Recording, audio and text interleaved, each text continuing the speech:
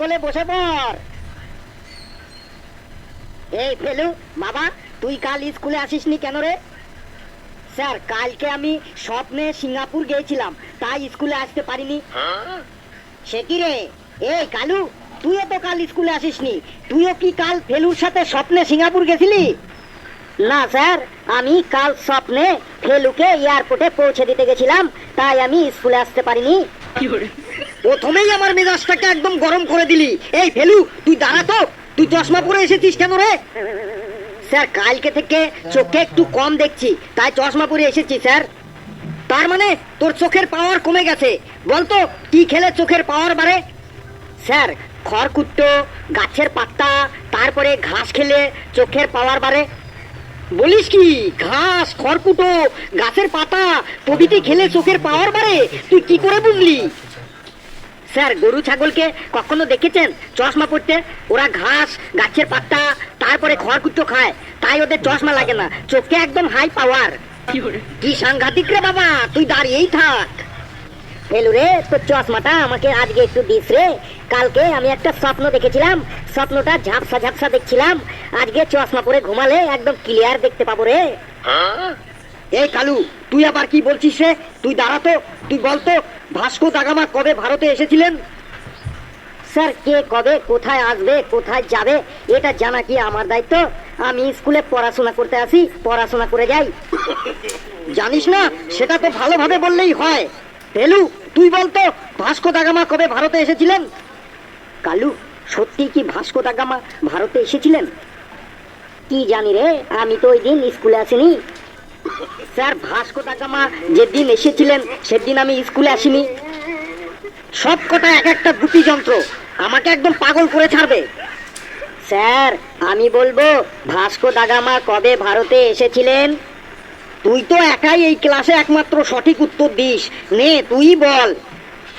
Sir, Vasco da Gama 1498 সালে 20 মে ভারতে এসেছিলেন। স্যার, ওরা জানলে তো বলবে যে ভাস্কো দা গামা কবে এসেছিলেন, ওরা তো কিছুই জানে না। হ্যাঁ, আমরা তো কিচ্ছুই জানি না, তুই তো সবই জানিস। তাহলে বলতো আমাদের পাড়ার ভেচ্চুদা কবে শ্যামনগর গিয়েছিল? ফেলু, তুই চুপ কর কিন্তু, না হলে কিন্তু আমি তোর ছাল চামড়া একদম গুটিয়ে দেবো মেরে। ঘেটু, তুই দাঁড়াতো, তুই বলতো সাইক্লোন কাকে বলে? স্যার, সাইকেল কেনার জন্য যে লোন নেওয়া হয় তাকে সাইক্লোন বলে। বাবা রে, এ বলে কি রে? এই পেছি, তুই দাঁড়াতো, তুই বলতো 15ই আগস্ট আমরা কি পেয়েছিলাম? স্যার, 15ই আগস্টে আগের বছর তো দুটো ম্যাঙ্গো চকলেট পেয়েছিলাম, এবার আপনারা কি দেবেন জানি না। বাপরে বাপ, আমাকে তোরা আর রাগাস না কিন্তু, আমি কিন্তু আজকে প্রেসারের ট্যাবলেটটি খেয়ে আসিনি। স্যার, 15ই আগস্ট আমরা স্বাধীনতা পেয়েছিলাম। একদম ঠিক বলেছিস, বস হাবলু, তুই বস। স্যার, এটা আমিও জানতাম। তুই তো সবই জানিস, তুই কত পণ্ডিত আমার জানা আছে। বলতো তুই তাহলে 15টা ফলের নাম বলতো। স্যার, 15টা ফলের নাম হইল আপেল, আঙ্গুর, কমলা লেবু। এ তো 3টি ফলের নাম বললি, আর 12টা ফলের নাম বল। স্যার, আর 1 ডজন কলা। বাপলু, একদম তো ফাটিয়ে দিলি রে। কিসের ফাটালো রে? সব কটাই এক একটা মূর্খ। এই কালু, তুই বলতো মাছ খেলে কি হয়? স্যার, মাছ খেলে পুকুরের মাছ কমে যায়। হায় রে হায়, এদের নিয়ে যে আমি কি করি। আরে, মাছ খেলে দেহের প্রোটিন বাড়ে। তোদের সবার ভবিষ্যৎ দেখছি অন্ধকার।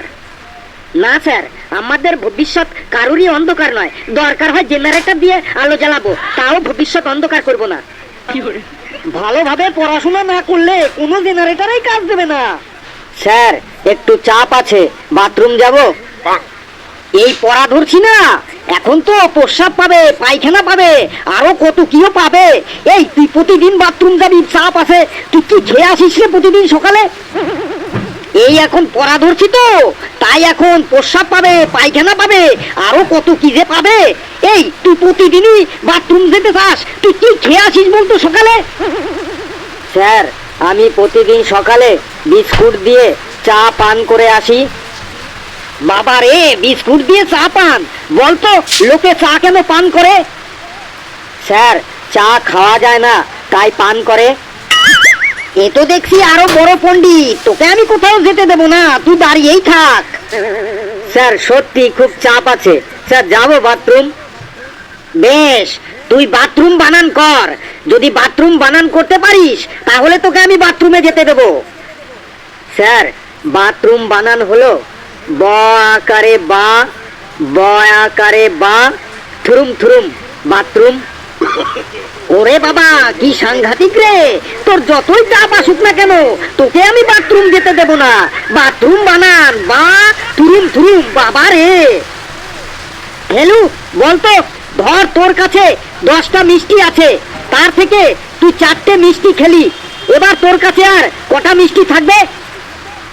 স্যার মিষ্টিটা কার দোকানের? যার দোকানের মিষ্টি হয় হোক, তোকে আমি অ্যান্সার দিতে বলেছি, তুই অ্যান্সার দিবি। না স্যার, ওটাও বলতে হবে কার দোকানের মিষ্টি, কারণ মিষ্টি যদি রসময় মিষ্টান্ন ভান্ডার দোকানের হয় তাহলে আমি 4টে কেন সব কটাই খেয়ে ফেলবো। তুই আর আমার মাথাটা খাস না কিন্তু, তোর পিঠের ছাল চামড়া আমি তুলে নেবো এবার। স্যার আমি বলছি 10টা মিষ্টির মধ্যে 4টে মিষ্টি খেয়ে নিলে আর 6টা মিষ্টি থাকবে। বাহ হাবলু, তুই ঠিকই বলেছিস, তুই বস। তোরা জানিস তো তোদের মধ্যে একমাত্র হাবলুই পড়া করে, আর তোরা কেউ পড়া করে আসিস না। স্যার হাবলু তো একদম বিশ্ব পণ্ডিত। চুপ, তোরা সব সময় নিজেদের মধ্যে হিংসা করিস। শোনো বাবা, তোমরা নিজেদের মধ্যে কখনো হিংসা করবে না, তোমরা নিজেদের মধ্যে সব সময় বন্ধুত্ব বজায় রেখে চলবে। হ্যাঁ স্যার, যেমন আমার আর ফেলুর মধ্যে খুবই বন্ধুত্ব আছে। হ্যাঁ স্যার, ঘেট্টু ঠিকই বলেছে, এ দোস্তি হাম নেহি তোড়েঙ্গে। হ্যাঁ, মাঝে মাঝে বন্ধুদের সাথে একটু আধটু ঘুরতেও যাবি। না স্যার, আমি কখনো ঘেট্টুর সাথে ঘুরতে যাই না। কেন ঘুরতে যাস না? স্যার আমি গাছে উঠতে পারি না, তাই আমি ঘেট্টুর সাথে ঘুরতে যাই না। বন্ধুদের সাথে ঘুরতে যাওয়ার সঙ্গে গাছে ওঠার কি সম্পর্ক? স্যার অনেক সম্পর্ক আছে।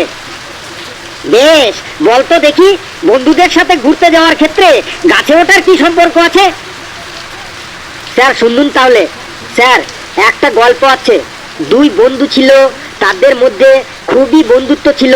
তারা দুজনে মাঝে মাঝেই এখানে ওখানে ঘুরতে যেত। একদিন সেই দুই বন্ধু একটা বনের পাশ দিয়ে গল্প করতে করতে যাচ্ছিল, হঠাৎ সেখানে একটা ভাল্লুক চলে আসে। তখন ওই দুই বন্ধুর মধ্যে এক বন্ধু গাছে উঠতে পারত, আর এক বন্ধু গাছে উঠতে পারতো না। যে বন্ধুটি গাছে উঠতে পারত সে ওই ভাল্লুকটি তাদের দিকে তেড়ে আসছে দেখে অন্য বন্ধুটিকে ছেড়ে দিয়ে পটাম করেই গাছে উঠে পড়লো। তখন নিচে থাকা বন্ধুটি কোনো উপায় না পেয়ে মাটিতে মরার মতো শুয়ে পড়লো, আর ভাল্লুকটা ওকে শুকে টুকে মরা মানুষ ভেবে না খেয়েই চলে গেল।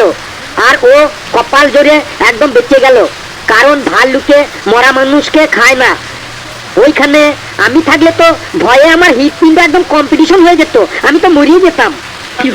হ্যাঁ, তুই এই গল্পটির মাধ্যমে কি বোঝাতে চাইছিস? স্যার এই গল্পটি থেকে বুঝলাম গাছে উঠতে না জানলে বন্ধুদের সাথে ঘুরতে যেতে নেই, তাহলে ভাল্লুকের পেটে যেতে হবে। ঘেট্টু গাছে উঠতে পারে আর আমি গাছে উঠতে পারি না, তাই আমি আর ঘেট্টু যদি কখনো ঘুরতে যাই আর তখন যদি কোনো ভাল্লুক চলে আসে, ঘেট্টু তখন গাছে উঠতে যাবে আর আমি চলে যাব ভাল্লুকের পেটে, তাই আমি কখনো ঘেট্টুর সাথে ঘুরতে যাই না স্যার। কি সাংঘাতিক রে, কি গল্পটা আর কি নীতি শিক্ষা বানালো। আরে এই গল্পটির নীতি শিক্ষা হলো, বিপদের সময় যে সাথে থাকে সেই প্রকৃত বন্ধু। আজ আমি যাই, তোরা তোর কপালে কাল বিপদ আছে কিন্তু রেডি হয়ে থাকিস।